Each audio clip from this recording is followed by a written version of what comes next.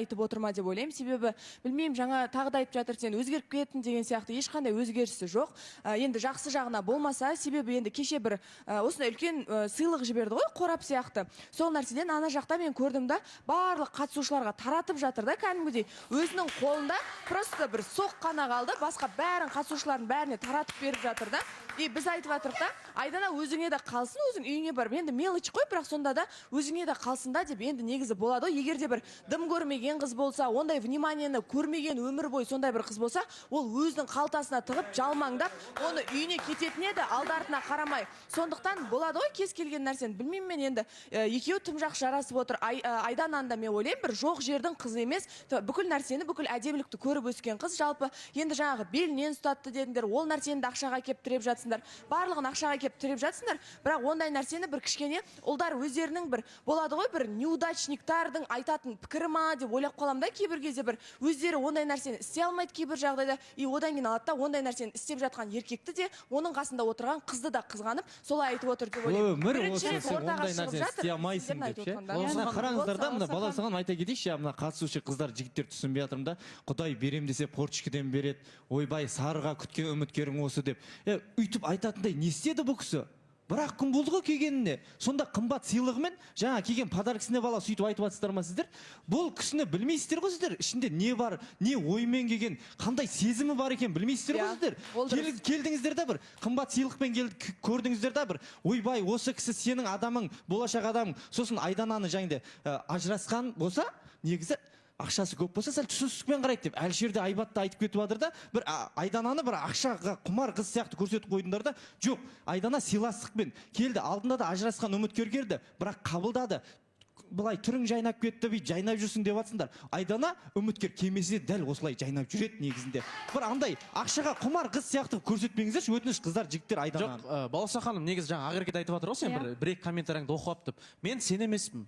Мысалы, сен бағана бір айтып отырсың ғой, мен 5-6 адамның комментариясын оқып алып, халық айтса қалып айтпайды деп. Сен айтасың постоянно, ондай әңгіме керек емес. Мен просто не көрдім, соны айтып отырмын. Если ондай дүние бола ма, конкретно талап қойыңдар. Мен ажырасқанға қарамайын болды, мысалы да. Өйткені қанша адамдар отыр ғой, мысалы, Айданаға қызығып жүрген еркектер бар шығар, мысалы, білмейсің. Бұл енді талапқа қойғаннан кейін, ажырасқанды қабылдамайды деп келмейді көбісі. Жоқ, енді Балауса ханым, мен Әлшердің бір беспидайының күйіп отырғанын түсініп отырған жоқпын да.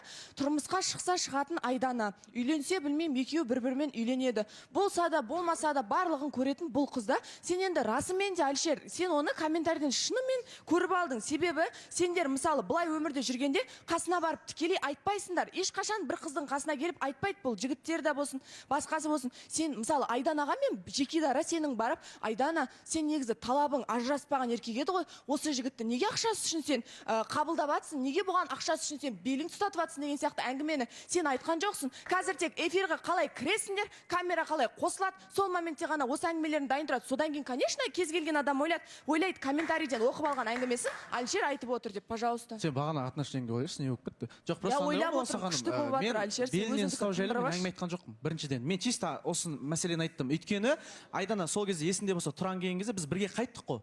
Бірге қайттық, мен сен саяхатқа апарып тастадым. Мен сол кезде де айтқам, сен негізі талаптарыңда ондай бар еді ғой, негізі қарайтын мен айттым ғой. Просто сұрадым сенен. Сол кезде де мен сұрадым, айттым ол нәрсені. Так что сен білмей жатсың, ондай әңгіме керек емес. Жалпы енді Балауса ханым, мен мына жерде Тұранаға қош келдіңіз. Менде бір екі вариант болып тұр да. Мен білмеймін, бір шетінен бір сенейін десем де болмай тұр, сенбейін десем де болмайын деп тұр да Тұранағаға. Жалпы енді бұрынғы екс әйелі, оказывается, Айданаға қатты ұқсайды екен мен көргеннен кейін. Сол үшін бір таңдап келген сияқты ма деп ойлаймын. Бір шетінен бұл кісінің енді недавно енді фитнес-клубы ашылыпты. Енді бір сол нәрсені бір жарнамалау мақсатында бір келген сияқты болып көрінеді да.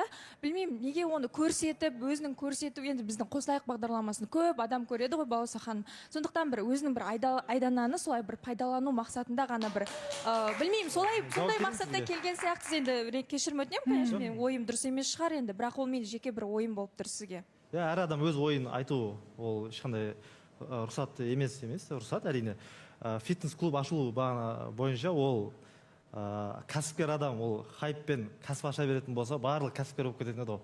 Бұл жерде білімділік керек, тәжірибелік керек. Мен сол себепті өзім қазақ тілі лицейінде оқығаннан кейін, яғни дүние деп жатсыздар, қарапайым деп жатсыздар, яғни мен өзім қарапайым достарым да бар, бауырларым, кәсіпкерлер де бар. Бұл жерде фитнес клубтың ашылуын ешқандай хайпқа жаңағындай бұл бағдарлама қолдану ретінде мен ешқандай ойым болған жоқ. Бұл кісінің инстаграм парақшасынан көрдім. Осы жерде отырғаннан кейін бұл жерге мен келу деген бұл бағдарлама бұрын мен көрмеген мүлдем.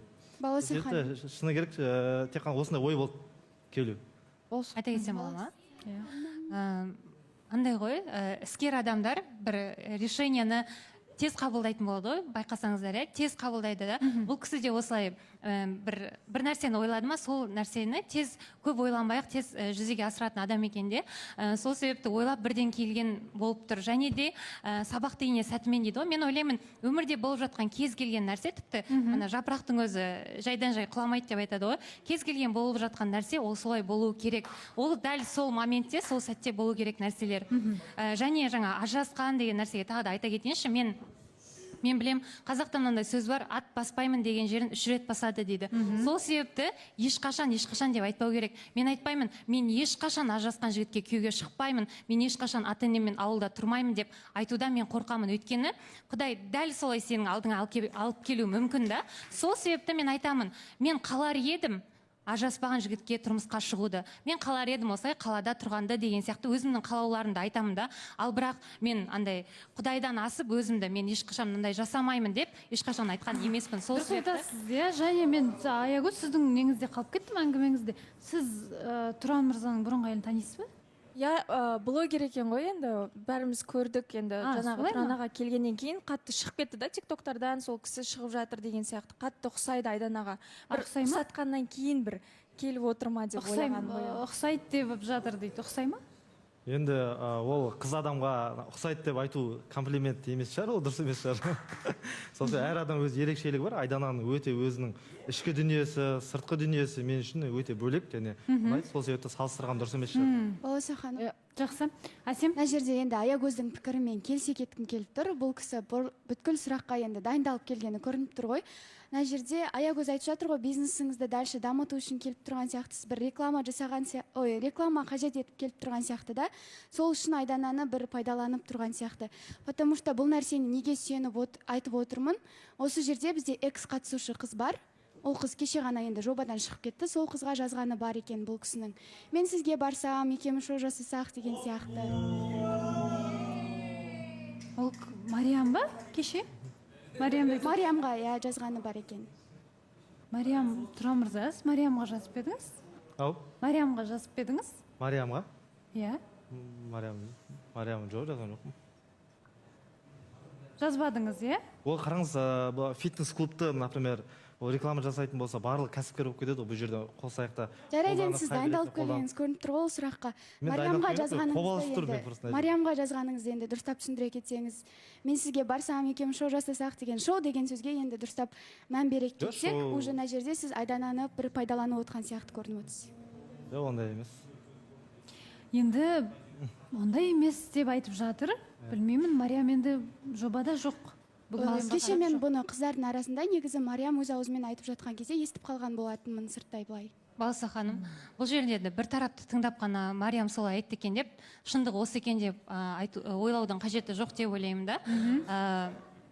Және де мен өзімді бір пайдаландырып қойып қарап отыратын бір 15 жаста қыз емеспін да. Менде ақылым бар, мен де түсінем кімнің қандай ниетпен, қандай пиғылмен келіп тұрғанын. Ол сол үшін мен біреудің ойыншығы болып жүретіндей жастан өтіп кеттім деп ойлаймын. Жақсы. Дәл осы тұста сұрайын енді. Сіздерде таныстық жалғаса ма? Әрине жалғасады. Жақсы, әрине жалғасады деп жатыр Тұран мырза. Сізді шығарып салайық, келгеніңізге үлкен рахмет. Керемет кездесулер